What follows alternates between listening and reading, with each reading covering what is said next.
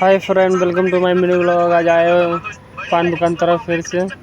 तो देखिए डॉग का बच्चा भी आ गया, इसलिए आज इसके लिए कुछ खाने के लिए लाते हैं। सबसे पहले जा रहे हैं मार्केट, उसके बाद बिस्किट लेकर आ रहे हैं। इसके बाद जो बिस्किट खिलाएंगे देख सकते हैं। अभी बिस्किट खिला रहे, ये नहीं खा रहे तो दूसरा कुत्ते को खिला रहे हैं। अभी देख सकते हैं ये बड़ा हो गया, इसीलिए कुत्ता भी नहीं खा रहा, इसलिए छोटा को खिला रहे हैं। अभी खा लिया 5-6 पीस, इसलिए अभी नहीं खा रहा है। देख सकते हैं कितना भी खिला रहे नहीं खा रहा बिस्किट।